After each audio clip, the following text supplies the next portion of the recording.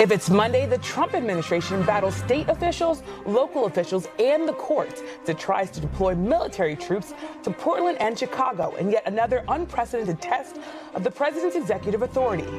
Plus, Democrats and Republicans in Congress make no progress on funding talks, with the government shutdown set to continue indefinitely as uncertainty clouds the Trump administration's threat of mass layoffs for federal workers. And President Trump's plan to bring peace to Gaza and release the hostages hangs in the balance as negotiators, including White House officials, met today to iron out crucial details.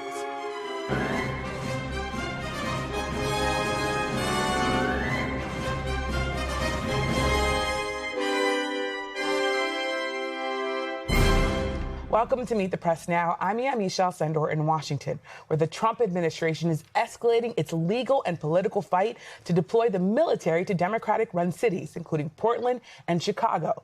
This comes after a late-night ruling yesterday by a Trump-appointed federal judge who accused the Trump administration of defying her earlier court order blocking the deployment of National Guard troops to Portland.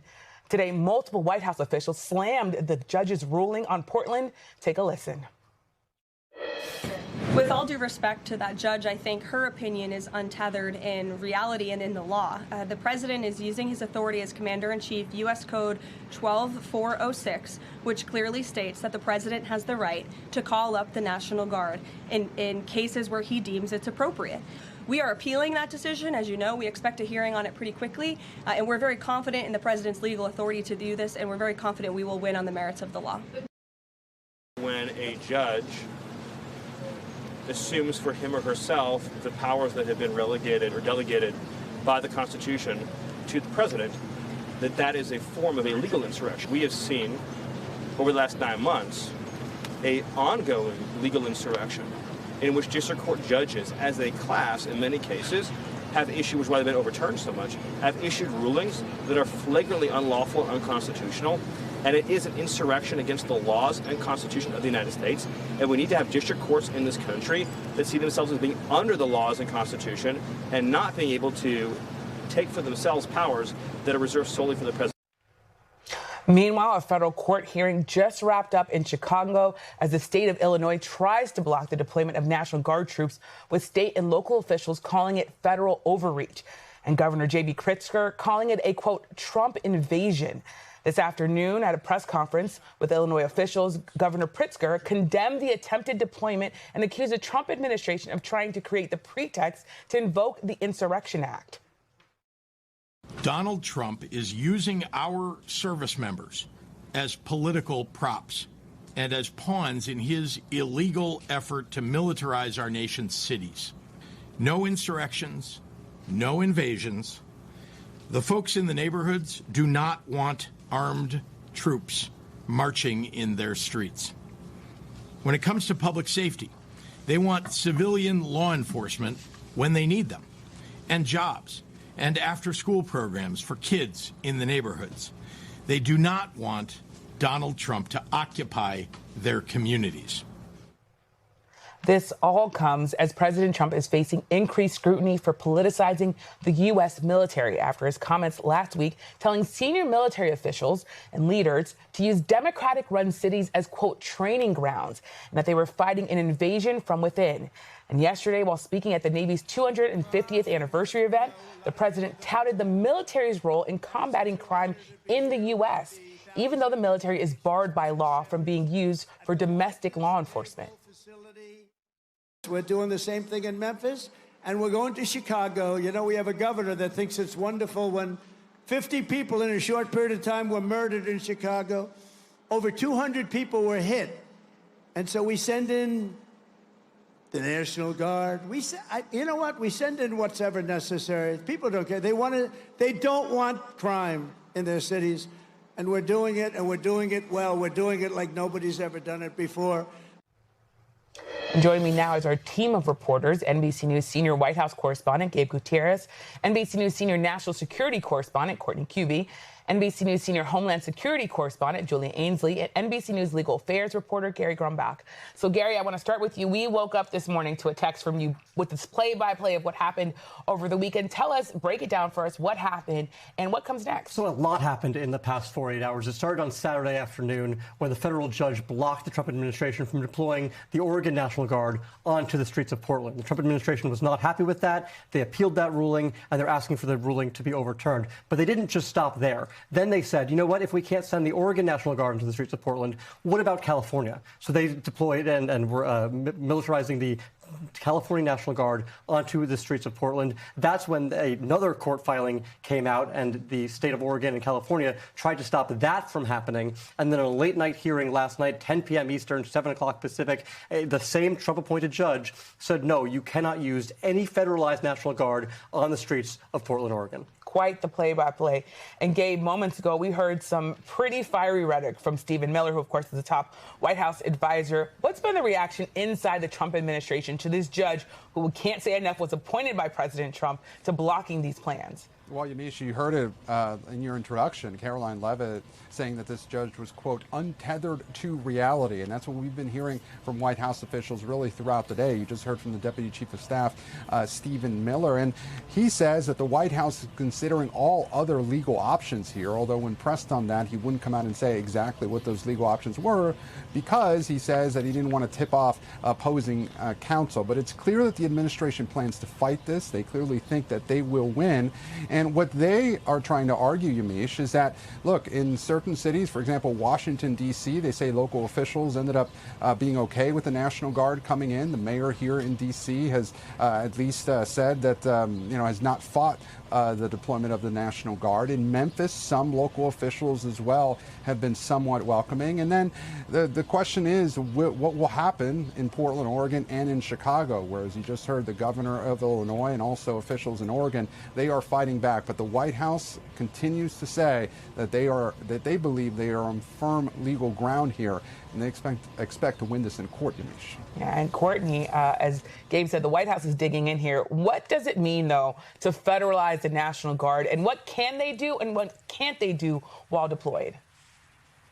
Yeah, so if you look at the memo from Secretary Hegseth about these deployments, you'll see the term Title 10 in there. That means federally activated members of the National Guard. In this case, they're not only are they getting paid by the federal government and they get their pay and benefits, but they also are under federal activation, meaning that essentially they're under the authorization and activation of the government. In this case, they're actually under the command and control of U.S. Northern Command. So what does that mean they can do? Now, if we're talking about the Texas National Guard, which was sort of the last chip in this play that Gary just laid out here, Secretary Hegseth authorizing 400 members of the Texas National Guard to go to both Chicago and to Oregon. That was also stopped by the courts. But if we're talking about them, Texas National Guard, when they're on state active duties, have the authority to carry out some law enforcement functions. When they're federalized under Title 10, they lose some of that authority. There's something that we've talked a lot about in recent months, the Posse Comitatus Act of 1878,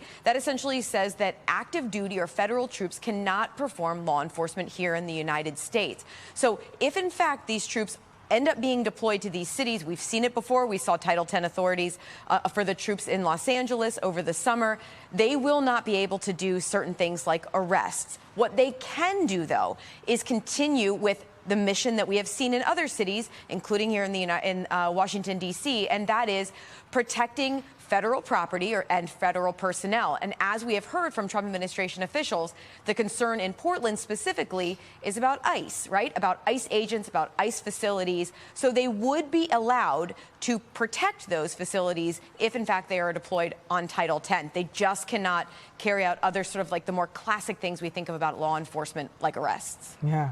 And Julia, of course, going back to this ruling by this judge, what does it mean in practice? And does it mean that the Trump administration can't go to another state, I don't know, and pick a red state maybe where a governor will be more willing to send troops? Does that mean that the president, though, can't go to another state to say, hey, why don't you send your National Guard? Well, when it comes to Portland, this judge was very clear that the president cannot federalize any National Guard troops to the city of Portland. Now, this is a district judge, meaning that is her jurisdiction. And as we saw clarified by the Supreme Court this summer, federal judges really only have the jurisdiction of their district when it comes to things like issuing these temporary restraining orders like we saw last night. So could that mean that Trump could pick another area of the country where he wants to attempt this again and get a different outcome in courts? Possibly. But of course, they're really focused on sanctuary cities here.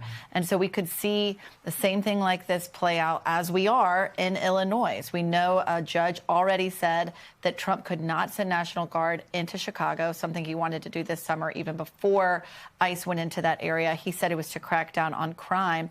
Instead, he said he wanted to send 300 members of the National Guard into Illinois.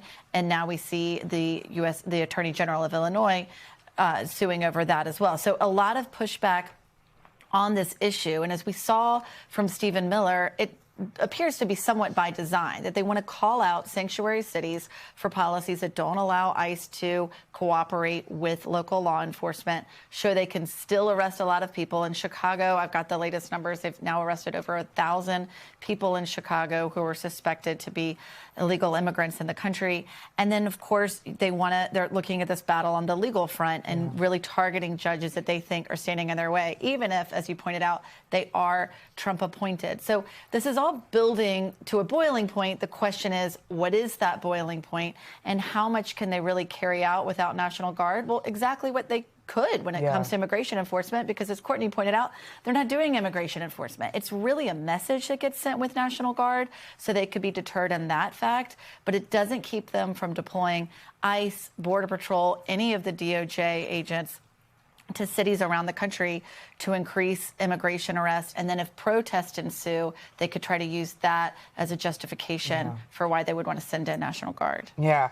And Gabe, Julia just broke down some of the strategy here. What is, based on your reporting, more of the administration's strategy when it comes to these deployments, especially now that they're stalled in court? Are they looking for possibly more workarounds here?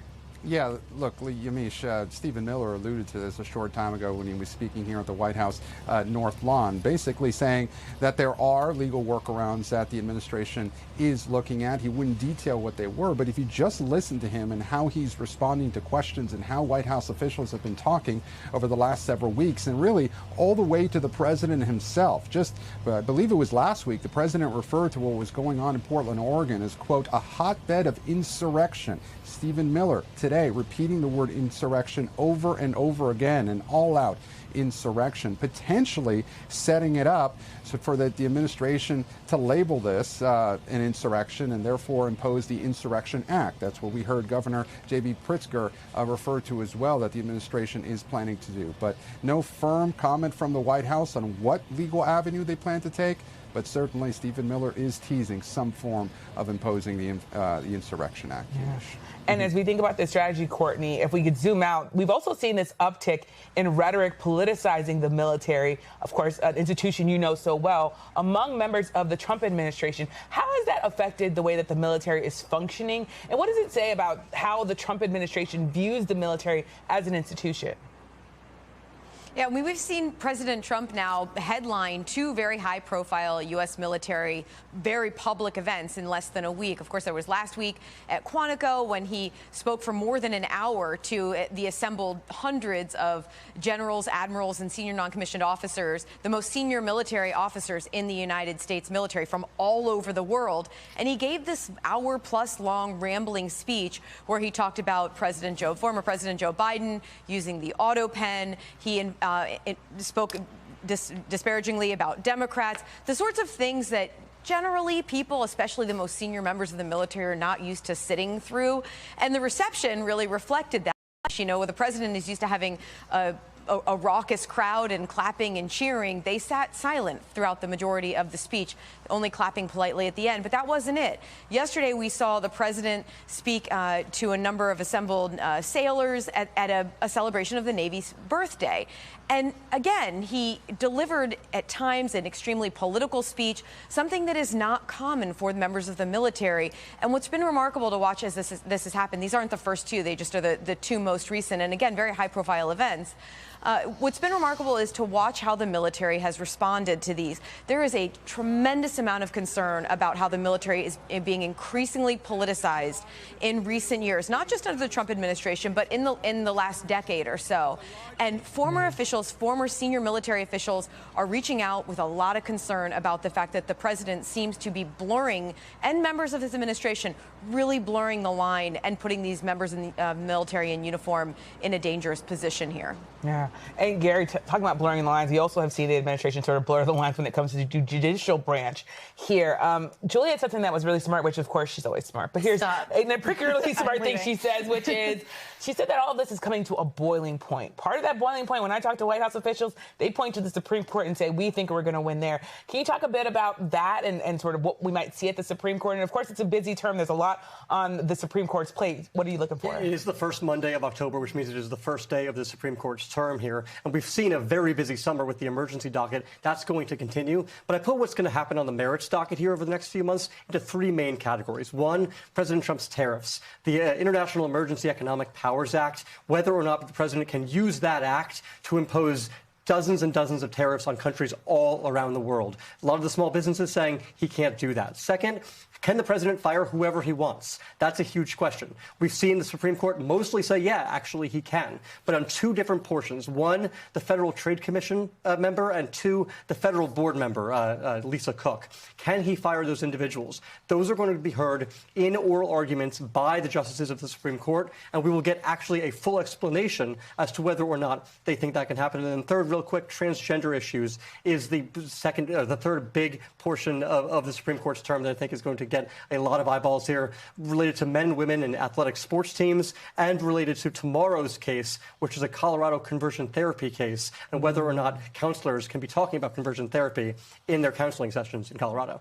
So that's tariffs, firings, and transgender issues. We will definitely be watching along and definitely wanting to look for more of your reporting. Thank you so much, Gabe, Courtney, Julia, and Gary. Thank you all for your reporting. And coming up, my one-on-one interview with Oregon's Attorney General as he lashes out at the Trump administration's repeated attempts to deploy military to the streets of Portland and prepares for a legal fight. Plus, we're following the fallout on Capitol Hill and beyond as the government remains closed for business for a sixth straight day. You're watching Meet the Press Now.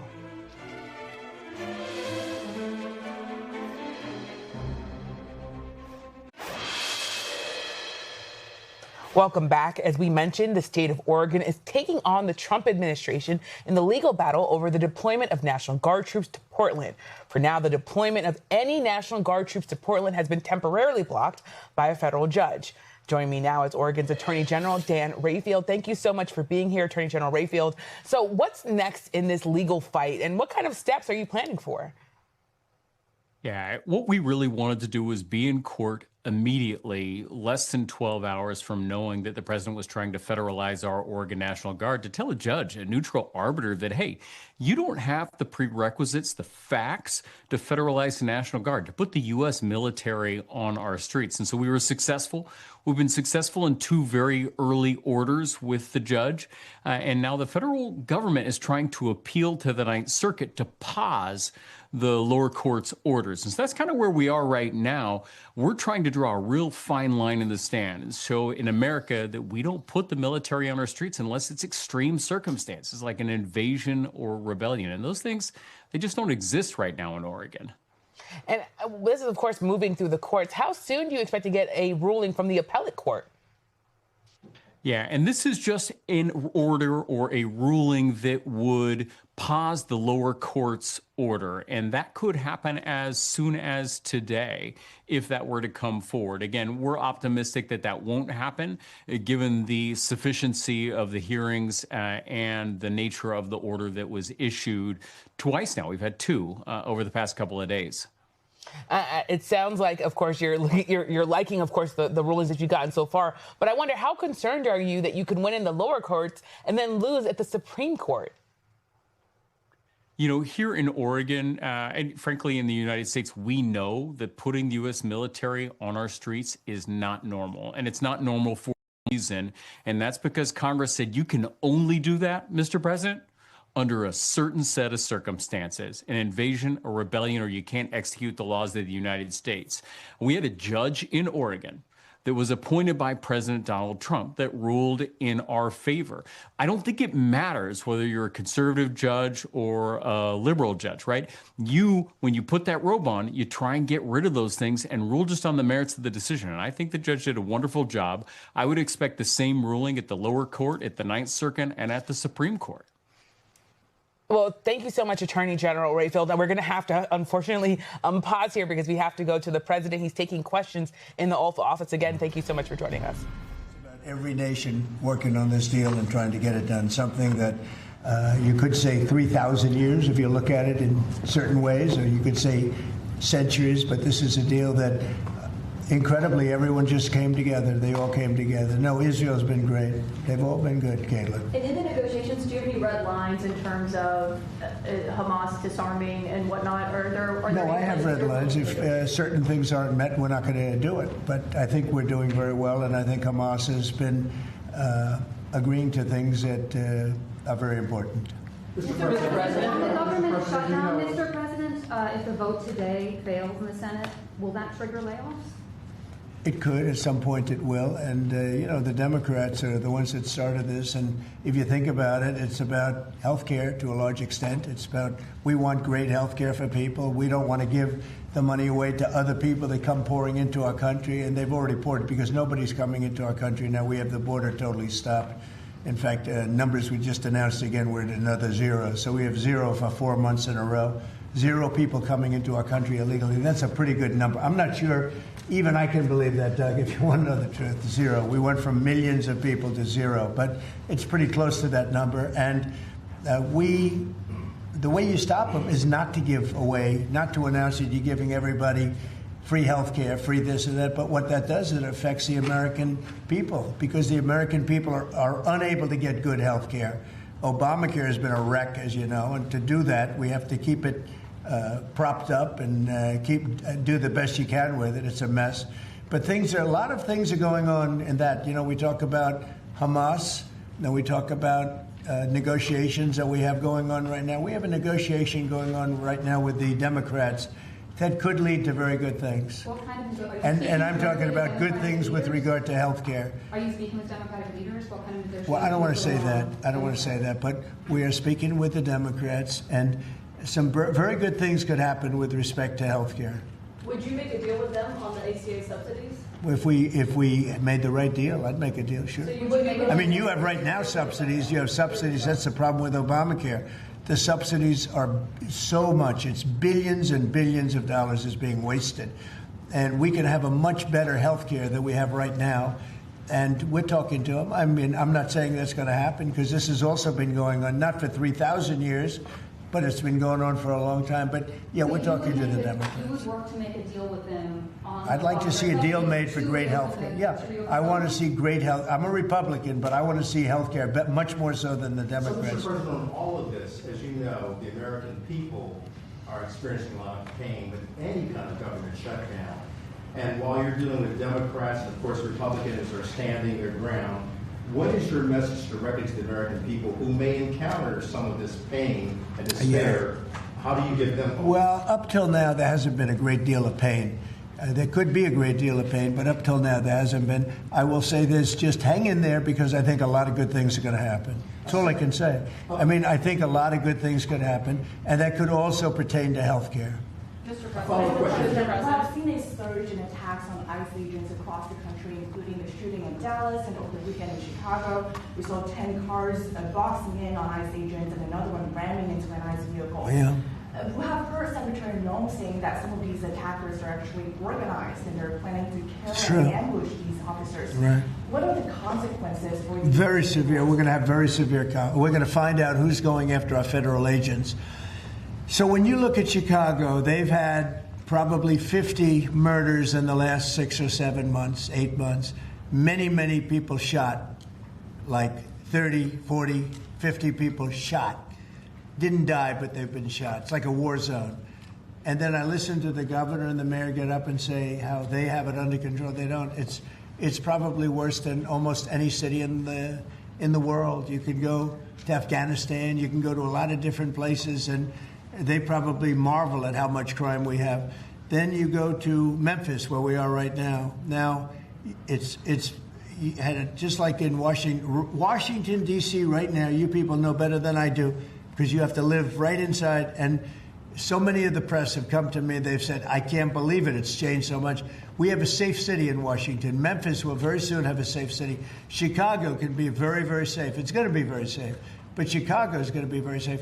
And you say, why is it that a governor wouldn't accept free help from regardless? I mean, whether it's National Guard or the military or anybody. I mean, if women raped and beaten and knocked to hell, and the same with men where they're being shot all over the place in large numbers.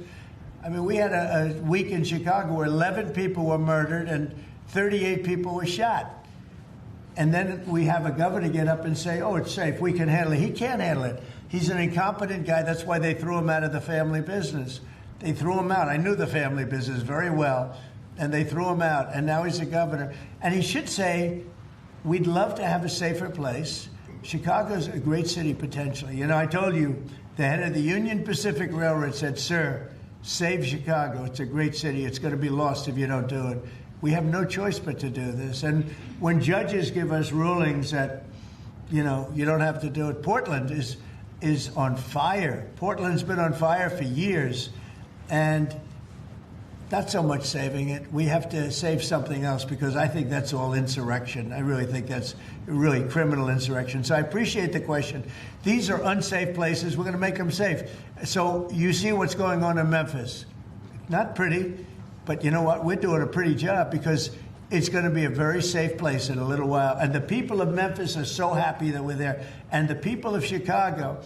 So you have black women with MAGA hats on in Chicago, all over the place. They want the guard to come in, or they don't care who comes in. They just want to be safe. And they really don't care. You know, there was one woman, and she was great today. She said, you know what? I don't care if it's the National Guard, the Army, the Marines, the Air Force. I don't care who comes in, as long as we're safe. And that's the way most of the public feels. We're going to make Chicago really great again, and we're going to stop this crime. Then we're going to go to another one, and we're going to go city by city. We're going to have safe cities. And it was so great that we started with our nation's capital, one of the worst. I mean, so many people, every week, somebody was killed. They'd come from Iowa, they'd come from Indiana. They want to see the Jefferson Memorial, the Lincoln Memorial. They want to see something, and they'd get shot. And you'd call their parents, I'm sorry, but your son is dead. And they go, what do you mean he's dead?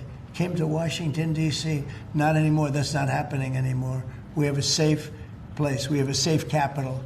It's as safe as we have probably almost just about in the country. And if you look back 6 months ago, 7 months ago, this was a death trap. You look back during the Biden, I mean, what they did, how badly they managed things. And almost all of these cities, most of these cities are Democrat-run. And we don't care, Democrat, Republican, we're going to make them safe. So we have to save Chicago. It's very important. And you can't have a governor getting up and saying it's good when 11 people were shot over a weekend. What? The Insurrection Act, under what conditions or terms would you? Well, I'd do it if it was necessary. So far, it hasn't been necessary. But we have an Insurrection Act for a reason. If I had to enact it, I'd do that. If people were being killed and courts were holding us up, or governors or mayors were holding us up, sure, I'd do that. I mean, I want to make sure that people aren't killed. We have to make sure that our cities are safe. And it's turning out, and we started with D.C., it's been so successful. Think of it. People wouldn't go to restaurants. The restaurants were closing. We were losing a lot of restaurants, as you all know. And now restaurants are opening, and they're thriving. And I went 2 weeks ago, and it was great. I'm going to go again. I felt very safe, very safe. Forgetting about guards and Secret Service, I would have gone. It would have been very safe. D.C. is a great, and look at the cleanliness of D.C. Look at how it's clean. You don't have tents all over the place. We had parks where you couldn't even walk through the park. You had people from tents, And there were violent people. Some of these people were violent people. We have a great, safe capital again. And if you look at it in 6 months from now, it'll be the most beautiful anywhere in the world. It's being cleaned. The graffiti's all gone now. The tents are all gone. We have a capital that you can be proud of, but it'll only get better with time. Mr. President, tomorrow is October 7th, the 2-year anniversary of the original Israeli attack. Do you expect the Gaza deal tomorrow, or is there any sort of hostage? I think we're going to have it soon. I think we're going to have a deal. It's a hard thing for me to say that when for years and years they've been trying to have a deal with Gaza, but literally for centuries. Okay, if you really think about it. But we're going to have a Gaza deal, I'm pretty sure, yeah. And what do you think about the talks? Well, I'm the one that got the hostages back. Remember that, I'm the one that. I was going to ask you that. Yeah, I got them back. Israeli citizens are celebrating what you've accomplished in this deal. Should it come through, there will be a lot of celebration on the streets of Israel. The hostages' families, have they been in contact with you with regard to this deal that could happen? They're so happy about it. It's like they can't breathe. One said, I can't breathe. It's very sad because you have hostages and you have people that are no longer living. But the parents, and I've said this to you many times, the parents want the bodies of their boy back, the bodies of, their loved one back. In most cases, they're young men, and they're dead. And there's probably 32 or so, about that number. Nobody knows exactly what the number is. They want that body back as much as if their son were alive. I've been with them. Many have come to the White House, to the Oval Office. I've been with many of the people that I got released. We have a fantastic group working on it. Steve Witkoff has been amazing. I took Jared out because Jared's you don't find anybody more capable, and we have the A+ team working on it. I think we've made tremendous progress. The people of Israel want it to happen, but the people related to hostages, you see in Israel tens of thousands of people. They really want the hostages back, and they really want things to end. And I think Hamas now has been, all I can say is they've been fine. They've been fine. I hope it's going to continue that way. I think it will. I really think we're going to have a deal. We have a really good chance of making a deal, and it'll be a lasting deal. We want to have peace. This is beyond Gaza. Gaza's a big deal, but this is really peace in the Middle East. And the amazing thing is we have every Arab country, every Muslim country. We have every country surrounding. They all want. I spoke with President Erdogan of Turkey. He's fantastic. He's been pushing very hard. He's a very powerful guy. And he's been pushing very, very hard to get this deal done. And Hamas has a lot of respect for him. They have a lot of respect for Qatar. They have a lot of respect for UAE and Saudi Arabia. Everybody is on our side to get this deal done. There's never been anything like it. Nobody's ever seen it. There's always been like 80% of them don't want something done. I think virtually, we even had a very strong signal, as you know, from Iran. They'd like to see this done. Mr. President. Yes. Mr. President, Governor Abbott offered up the Texas National Guard to you. Have you had any other conversations with other red state governors? Yeah, I have. They're willing to offer. Every one of them is willing to offer whatever we need. We thank Governor Abbott of Texas. Every one of the red state, as you call them, red state governors is willing to give whatever we need because they want our agents protected. These ICE agents have a tough job. They have to go in and get, in many cases, stone-cold criminals, hardened criminals, long-time criminals. And every, essentially, Republican governor has offered up whatever we need. And some Democratic governors also. Daniel? Yeah, Mr. President, thank you. A quick question on the subject of the order. The Biden administration, previously speaking, they shut down Alaska for business. You reversed that, you reversed it on day one, you opened it up, going after all the critical minerals. This mission of yours, Secretary Burgum, Secretary Wright, to boost our own independent production of critical minerals, rare earths. It's necessary, Can you just talk about how important that is over the next 4 years, sir? Well, it's very necessary. You know, in the past, we were able to go to other countries, buy whatever we want, but all of a sudden, if those countries are hostile, and by the way, China hasn't been. We've made deals with China. You know, they approved the TikTok deal. Everyone said you'd never get the TikTok deal approved. They approved it, and we have great people buying it. Big, strong American companies are buying it, the most prestigious companies there are, actually, and they're going to make sure everything's good. But President Xi was great. He approved it. So I'm not saying hostile, but it's good to have our own minerals. And, you know, we create a tremendous value by creating a road. We build a road that only we can do because we have the rights to do it, number one, and we have the power to do it. And so we build a road that's over 200 miles long through a very beautiful area of the world. Actually, it's incredible. When you look at it, it's incredible. But a rough area from the standpoint of building. So we get a road done. And with that, we unleash billions and billions of dollars of wealth. It's pretty amazing when you think of it. And it's wealth that we need if we're going to be the #1 country. You know, we're #1 now with AI. You probably read. We're beating everybody with AI at levels that nobody ever thought even possible. And one of the reasons we are is because of energy. So our grid is old and tired, like most grids are. They get old with time. I mean, you know, the older you are, the older the grid gets, right? But I've allowed the people building AI or other plants, other types of plants, but AI in particular, because they need so much electricity, I've allowed them to build their own power. And it's been amazing. They're building massive plants, and with the plant, they're building their own electricity. They've become a utility in a sense. I said, maybe you'll do better with the utility than you do with the AI. I don't know. But we're letting them build their own electricity. So we don't have to worry about the grid. We don't have to worry about anything. And they're going to build it in such a way that if they have excess capacity, they're going to put it back into the grid.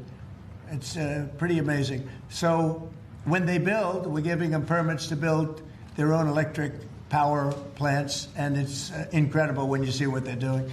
And because of that and other things that we're doing, we're leading every country.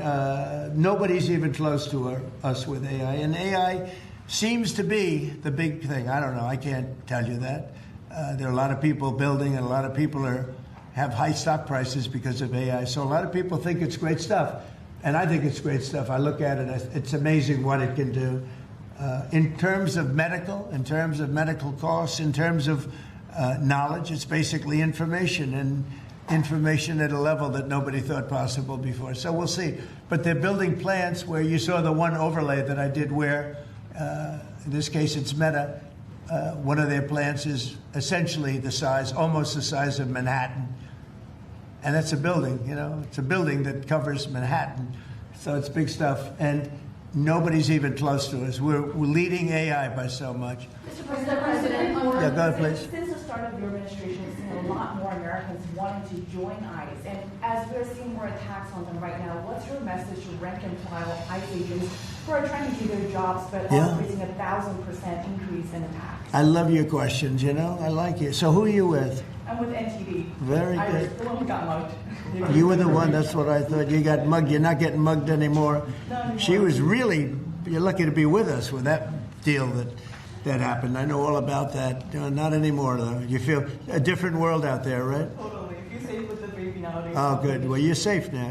Nobody's going to be hurting you in any way. Thank you, Mr. President. Okay, thank you very much. Mr. President, on the Supreme Court today. Thank you. So the bottom line on your question, we're just going to make things real safe. We're going to have a country that you can be proud of, not a country that you read about every day where somebody gets mugged from behind or hit over the head with a baseball bat. Those people aren't with us any longer. Yeah, please. Mr. President, yes. Thank you very much. Thank you, Mr. President. On today's call with Lula from Brazil, yeah. are you considering lowering tariffs after the call? Well, I had a great talk with the president of Brazil, who's a good man. I met him actually at the United Nations. I was going up to make a speech, and I didn't have a teleprompter. I was walking up to my teleprompter. I said, I don't have a teleprompter.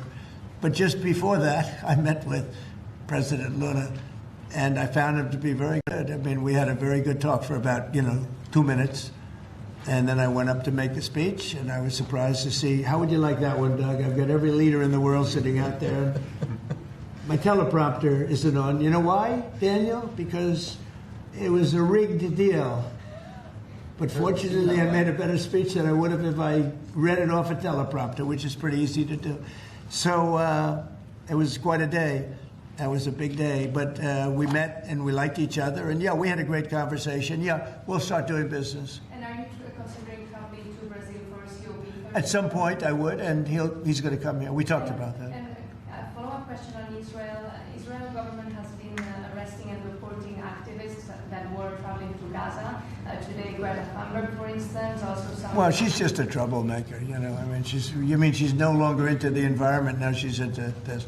She's a troublemaker. She has an anger management problem. I think she should see a doctor.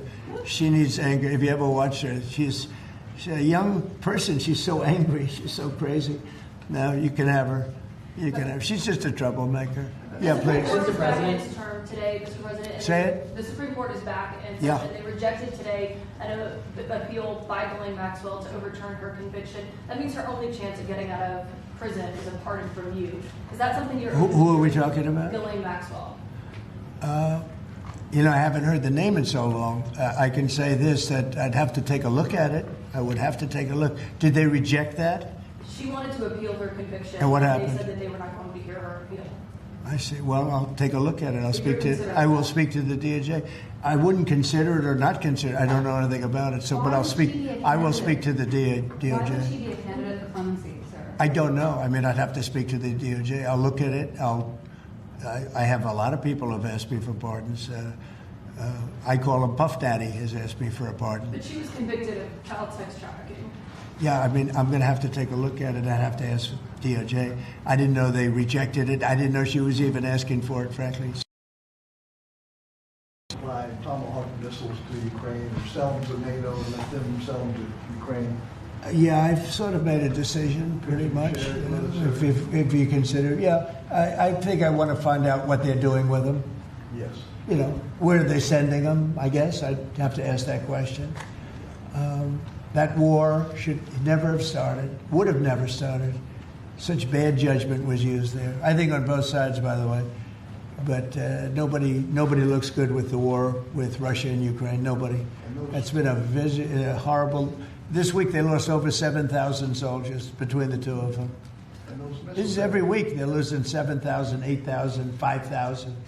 They have a range of like 1,500 miles or something, and so they'd be able to. No, I know. No, I would ask some questions. I want to see what's. I'm not looking to see escalation. Yes, and tomorrow you're meeting with the Canadian Prime Minister. What's on the agenda for that? Well, I guess he's going to ask about tariffs because a lot of companies from Canada are moving into the United States. You know, everybody's moving back into the U.S. and he's probably going to be asking about tariffs. They're losing a lot of companies in Canada. They're coming into they left here. They left here 20 years ago when presidents that sat right at this desk weren't doing their job properly. They were probably good politicians, but they weren't good at business, and they allowed these companies to leave. And all they had to do is do what I'm doing right now. And, you know, I'm not saying it's the easiest thing to do, but it is. It's effective. We're a rich country again. We're a powerful country because, you know, I've ended 7 wars. At least half of them was because of my ability at trade and because of tariffs. If I didn't have tariffs to throw around a little bit, you would have at least 4 wars raging right now with thousands of people a day being killed that aren't happening. We've settled. You know, we settled 7. We're getting close to settling 8. That would be a big one. And that's something that could happen. But so I think he's coming probably to talk about tariffs because a lot of companies are leaving Canada to come into the U.S. And they're leaving Mexico. And by the way, they're leaving China. They're leaving all over the world to come into the U.S. And would you Nobody's actually seen anything like it. Would you shift your position on tariffs in response to whatever? Well, I mean, look, my positions turned out to, everybody said I'm right. They find billions of dollars that they didn't even know they had. Recently, they said they found billions of dollars, and they couldn't understand. I said, check the tariff shelf. And they come in the next hour, and they said, sir, you're right. It was from the tariffs. We're a rich, really rich country again. But more importantly, maybe influence. If I didn't have the power of tariffs, you would have at least 4 of the 7 wars raging. I use tariffs to stop wars. If you look at India and Pakistan, They were ready to go at it. 7 planes were shot down. They were ready to go at it. And then nuclear powers. And I don't want to say exactly what I said, but what I said was very effective. They stopped. And that was based on tariffs. It was based on trade. Tariffs are very important for the United States. We are a peacekeeper because of tariffs. Not only do we make, hundreds of billions of dollars, but we're a peacekeeper because of tariffs. Mr. President. Yeah. On the shutdown, Mr. President, the shutdown that occurred during your first term lasted 35 days. Yeah. How long do you expect this shutdown to go? Well, you don't know. Look, I can say this, that it would have not happened except for the Democrats. The Democrats are very foolish. They've lost their way. And we have a new thing now when you look at, it's called crime. It's called absolute, as Biden would say, well, I won't say what he would have said. Remember when he said, it's a 3-letter word, no. Remember that one? Everyone's saying, what was that all about? He probably meant exclamation point or something after the word. But this is a 5-letter word, crime, C-R-I-M-E. And we want to put it out and are putting it out, and they don't. They don't seem to care about it, but they do care. I believe that Pritzker and this mayor of Chicago that like to say about they don't have it under control. Not only is it not under control, it's the opposite. And I believe they're afraid. They're scared for their lives. I believe that the Portland people are scared. You look at what's happened with Portland over the years. It's a burning hellhole. And then you have a judge that lost her way that tries to pretend that like there's no problem. Actually, she's not even saying that. There's a huge problem in Portland. I'll tell you what the problem is. Crime. Okay, crime. There's a huge problem in Chicago. It's called crime. And we want to put out the crime. And they want to inflame the crime. And why they want to, I don't know. But it could be that Pritzker is scared for his life. Yeah. You were the president on the UN. Do you have an update on the investigation into what happened to you at the UN last month? And also, what's your message to Americans who are concerned about your and your family's safety as you're very out in public? Yeah, I am out there. There's no question about it. Well, at the UN, we had a problem with the teleprompter. We had another problem that nobody has actually talked about. The people in the room didn't hear my speech. Did you know that? The people in the room, they didn't have any loudspeakers, and they didn't hear my speech. And I thought I made a really good speech. I mean, considering I didn't have the use of a teleprompter, which is unusual. But I made a speech. I could have walked off the stage. I guess most people, Doug, I think most people would have just said, we'll see you in about a half an hour, right? But, they obviously turned off I think they turned off the teleprompter, but there was a reason that it didn't work. I actually know the reason. They didn't let the teleprompter person into the room, okay, which is essentially the same thing. So I made a speech. It turned out to be a very good speech, got good reviews. I went out to the audience after the speech. I saw my wife. I said, how good was that speech? Was that unbelievable or what? She said, I didn't hear a word you said. I said, what do you mean? She was sitting in the front. I said, what do you mean? She said, you couldn't hear anything that you said. The speakers were turned off. So I think that's pretty bad stuff, right? Especially since we support most of the United Nations. And yet I still want to keep it in New York. Because I think the United Nations has tremendous potential. If properly run, the United States has tremendous potential. But think of this. I settled 7 wars. I never spoke to the United Nations about it. Not one of them. You look at, and those were wars that were raging a long time. And in many cases. And I settled 7. I never heard from the United. They didn't help me. They should be able to settle the wars. I shouldn't have to be settled. The president is still taking questions in the Oval Office at the White House. We'll be monitoring it, and we'll bring you any news as it happens. That being said, I want to run through a bit of what the president has been talking about. He's started off talking about an Alaska executive order that was related to energy, saying that it's going to be issuing new permits to build electric power plants. The president also talked about the shutdown and said good things could come, that they're speaking to Democrats. And he's saying that at some point a deal could come on health care. I think a lot of good things are going to happen. He also talked about the National Guard, Portland and Chicago in particular, saying Chicago is a war zone. He also touted what he sees as success in Washington, D.C. and the National Guard being here.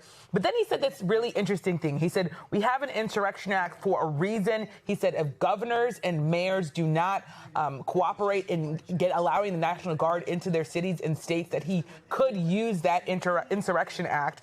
He also said that red state governors have been open to allowing their National Guards to go into different cities and states. And he also talked about tariffs and the negotiations going on in the Middle East. To talk about all of this, I want to bring in again Gabe Gutierrez, who is our senior White House correspondent. Along with us is our chief Capitol Hill correspondent, Ryan Nobles. So, Gabe, you've been listening in. What has stuck out to you? Yamiche, you mentioned some of the highlights there, but what really stuck out to me is that regarding the shutdown, the president is seeming, at least in his public comments, for the first time seeming more willing to strike some sort of deal with Democrats. Now, earlier today, Caroline Leavitt was asked about this. The White House has made it seem like they were negotiating directly with some moderate Senate Democrats, trying to pick them off one by one, potentially to end this government shutdown. But as you said, the president right there saying, yeah, I'll make a deal, that his goal is to get better health care for the American people. Now, that could be a response to some public polling that we've seen over the last several days that show more Americans blame Republicans instead of Democrats for this government shutdown. But it remains to be seen whether that ending up in any sort of deal. You hit the highlights when it comes to the Insurrection Act. The president making comments about that, saying that I'd do it if it was necessary. So far, it has not been necessary, but defending why he's sending federal resources into Portland and Chicago. And then one more point, Yamiche, he was asked about Ghislaine Maxwell and the Supreme Court rejecting her appeal. He was asked whether he'd consider any sort of commutation for Ghislaine Maxwell, and he said that he'd take a look at it, that he'd asked that he'd talk to the DOJ. But then again, not taking one position one way or another, but just saying that he'd look at it, Yamiche. Yeah.